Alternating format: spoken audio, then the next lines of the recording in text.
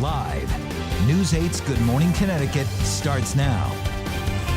The special legislative session, state lawmakers headed back to work. Hundreds of millions of dollars at stake as they work to find a fix to the state budget deficit. And a spring stunner. Live look right here at Middletown on a Thursday morning. These are the kind of days we've really been waiting for over the past couple of months, but it looks like you are going to need that umbrella at some point in the 8-day forecast. You have to figure it out. We're going to see some rain. Today we're just worried about the sunglasses, That's right? Good morning, everyone. Time now is 6:30 on this Thursday morning. Glad you're waking up with us this morning. Hopefully you're having a nice day so far. I'm Laura Hutchinson. Good morning, Laura. Good morning, everybody. I'm Keith Kuntz. Good to get more on the forecast now and just how beautiful it is going to be, Gil. Yeah, I've been able to hit snooze the way this pattern's going. I'll tell you, with a few extra minutes, another day just like yesterday's weather playing out for us, except it's a little bit warmer this morning. Waterbury with a beautiful sky and 57 degrees. You will have temperatures today up around 77 for the afternoon. Some other temperatures to get you started here as you start your Thursday. 54 in Clinton, Killingly 47, Berlin 47, North Branford 56, and Shelton 54 degrees. 9 a.m. sunny, near 60. Noon sunny, around 70. And Teresa, by 4 o'clock, some parts of the state will be near 80 degrees. Ooh, that's such a treat. Yeah, some changes tomorrow, though, with raindrops. We'll talk about it. We'll be prepared. Hey, good morning, everyone. If you are leaving the house right now, not a bad ride through New Haven, whether you're coming down 91 or over the Pearl Harbor Memorial. In fact, now's the time you want to do it. It's going to get busy. We are getting a report of an accident, 91 northbound. Maybe if you have an early flight at Bradley, this will affect you. Only one lane is blocked, and we're not seeing huge delays associated with it up by exit 38. We'll take you back to the map here and show you a little bit of stop and go. We're going to zoom into Fairfield County here. So again, if you're leaving the Elm City, moving south on both the Merritt Parkway or 95, you're dealing with stop and go in Bridgeport and Trumbull. If you have the option, the Parkway southbound is moving faster than I-95. The opposite direction, though, northbound moving into New Haven looks fine in both directions. And keep in mind, the Metro North Danbury branch is experiencing 30-minute delays. That is because of mechanical problems, but you'll notice all of our area airports are looking good. Check those cameras for yourself at WTNH.com. Laura, on over to you. All right, thank you. Here's what's happening today.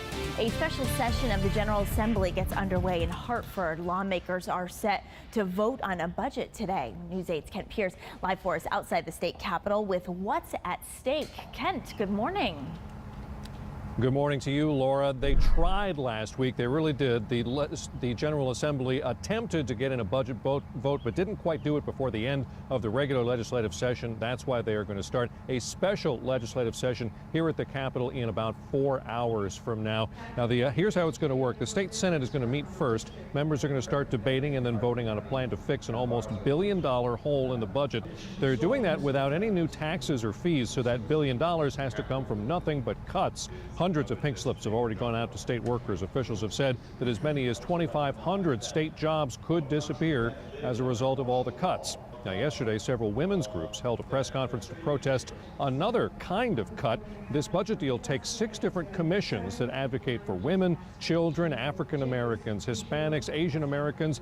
It takes all those and consolidates them into one commission in order to save money.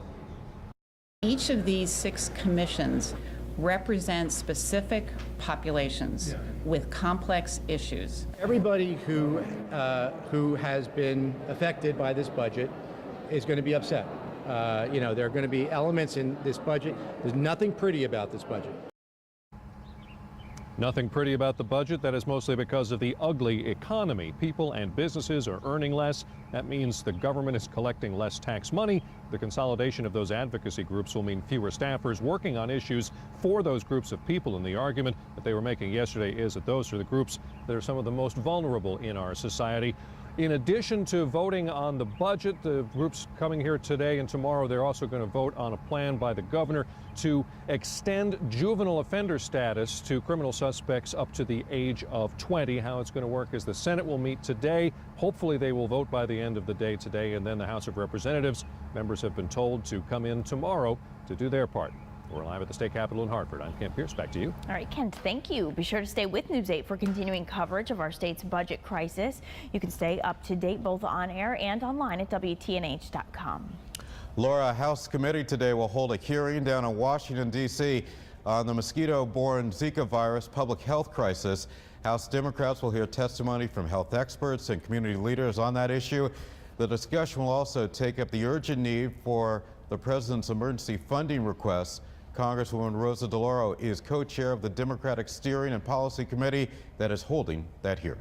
Time now 6:35. One of the Baltimore police officers charged in the death of Freddie Gray goes to trial today. Edward Nero is charged with second-degree intentional assault, misconduct in office, and reckless endangerment. Nero waived his right to a jury trial. A judge will decide the outcome of this case. Gray died after sustaining a neck injury while in police custody in April of last year. Police in our state say they are seeing an increase in what's known as drug driving. But there is no accurate blood or urine test to determine if a driver is driving while high. But now there's a solution. Officers start out with the typical drunk driving tests: walk and turn on the white line, stand on one leg. If the driver fails but they do not smell alcohol and a breathalyzer doesn't detect any, they switch to some different tests: closing your eyes, tilting your head back, and estimating the passage of 30 seconds. There are 20 police officers in our state trained in drug recognition. Another 10 will graduate at the end of this month. State agencies are beginning a more thorough review into a new location for a state police firing range.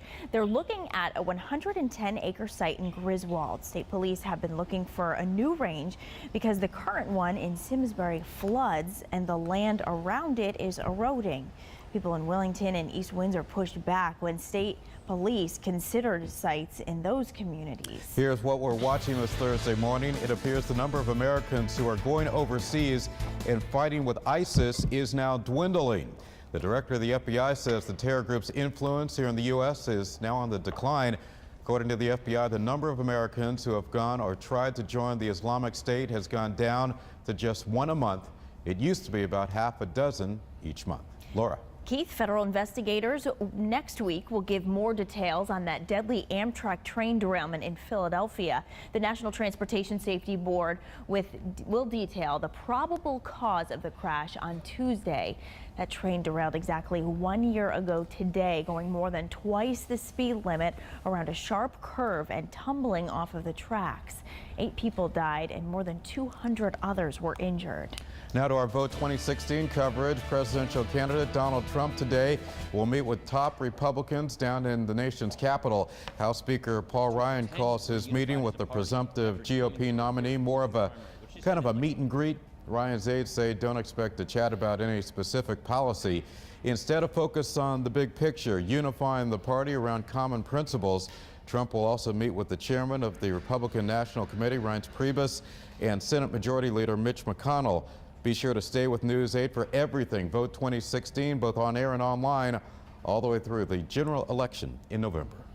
Well, you know that saying, do as I say, not as I do. Yes, I forgot my own sunglasses today. Don't do that. You did take the allergy medicine, though, right? I for did. today? Yeah. All right. Well, at least that's covered. It's going to be tough out there again with the pollen count through the roof. But, yeah, sunglasses required. Look at this. Sunny side up for the bus stop forecast this morning. Recess, it's good today. Mid-60s, around 70 in some places, and 70s to near 80 in some spots for the afternoon. We're giving an average here of the immediate shoreline. For after-school activities, it does look good. Our current radar and also animation with clouds clear over Connecticut now. Some clouds to our south. Here's the trouble, Teresa. That's going to be coming in tomorrow. You can see Chicago, some unsettled weather. Yes, right around St. Louis, and that is going to be entering our forecast. We'll talk about it coming up. Okay, Gail, we'll be prepared. Thank you, and good morning, everyone. If you are leaving the house right now, we're getting reports of an accident down I-95 in one of the busiest areas in our state. It's in Bridgeport, just beyond this camera shot, closer to exit 29, close to Stratford, and it is jamming things up. So if you're leaving the house right now and you have to get to Fairfield County, the Merritt Parkway is going to be the way to go. Meanwhile, we're going to advance the maps here and take you to the capital city. You'll see there's a crash up in the Windsor area. Very minor in nature, though, 39 A and B, and it's really not even causing too much of a delay. Delays, however, on Metro North this morning. That is the Danbury branch, about 30 minutes behind schedule. It's because of mechanical problems, but you'll notice planes are looking good if you have an early flight. Lucky you. And not so bad as we zoom in closer to the Pearl Harbor Memorial Bridge. We're moving nicely, 95 northbound and southbound. Keith and Laura, we'll send things back to you. Teresa, thank you. Toddlers and tablets, children growing up these days with iPads, all kind of other electronics. Why doctors say those devices could be affecting them at the most critical time in their lives. Plus, a lesson in healthy eating happening today. Students learning firsthand about making the right choices about what they eat. Big good morning to all of you in Ansonia, Old Saybrook, and Voluntown. Right now, hello, New London. If you're just waking up, it is 6:40, and we are coming right back.